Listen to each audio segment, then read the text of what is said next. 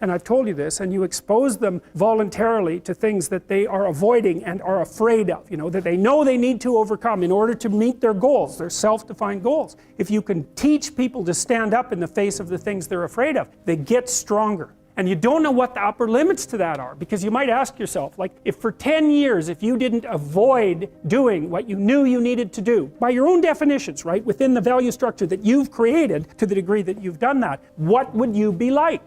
Well, there are remarkable people who come into the world from time to time, and there are people who do find out over decades-long periods what they could be like if they were who they were, if they spoke their being forward.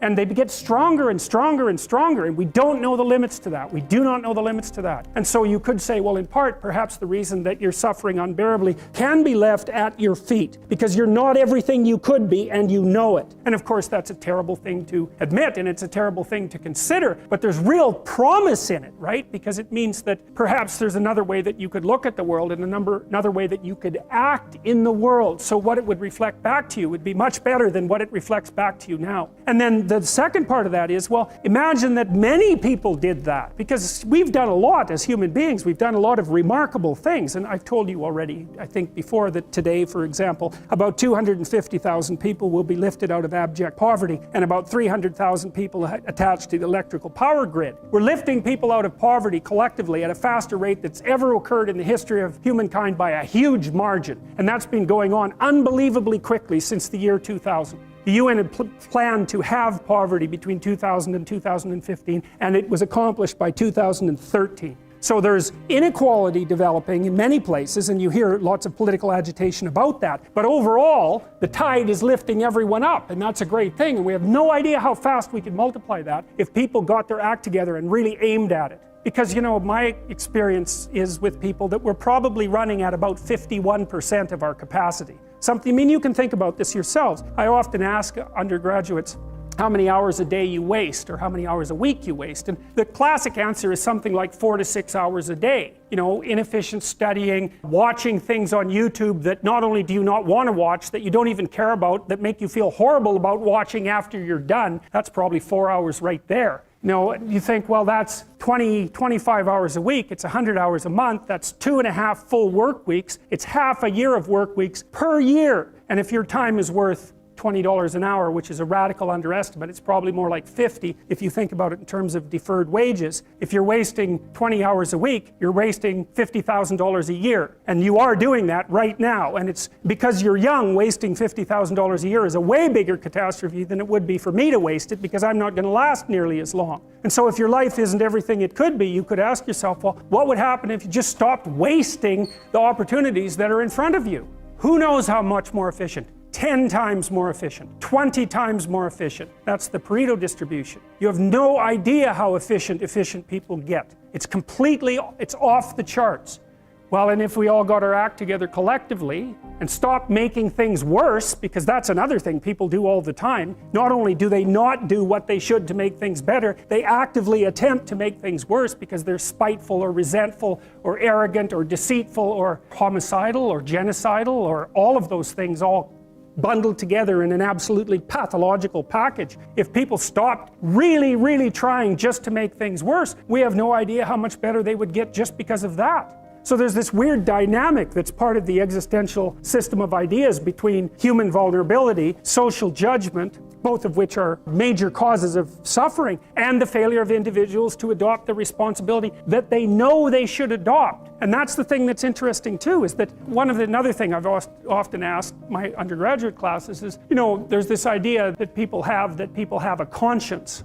And you know what the conscience is. It's this feeling or voice you have in your head just before you do something that you know is stupid, telling you that probably you shouldn't do that stupid thing. You don't have to listen to it, strangely enough. But you go ahead and do it anyways, and then, of course, exactly what the conscience told you was going to happen inevitably happens, so that you feel even stupider about it than you would if it happened by accident. I knew this was going to happen, I got a warning it was going to happen, and I went and did it anyways. And the funny thing too is that conscience operates within people, and we really don't understand what the hell that is.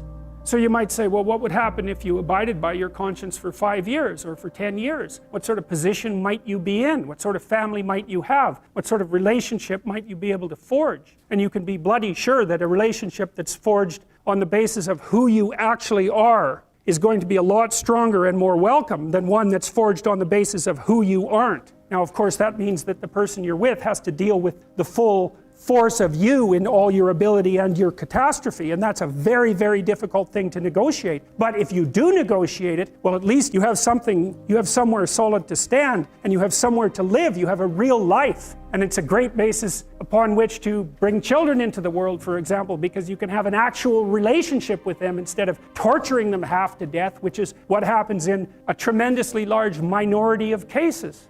Well, it's more than that too, because, and this is what I'll close with, and this is why I wanted to introduce Solzhenitsyn's writings to you. You see, because it isn't merely that your fate depends on whether or not you get your act together and to what degree you decide that you're going to live out your own genuine being. It isn't only your fate, it's the fate of everyone that you're networked with. And so, you know, you think, well, there's 7 billion people in the world. We're going to peak at about 9 billion, by the way, and then it'll decline rapidly. But 7 billion people in the world, and who are you? You're just one little dust mote among that 7 billion. And so it really doesn't matter what you do or don't do, but that's simply not the case. It's the wrong model, because you're at the center of a network. You're a node in a network. Of course, that's even more true now that we have social media. You'll know 1,000 people, at least over the course of your life, and they'll know 1,000 people each, and that puts you one person away from 1 million and 2 persons away from 1 billion.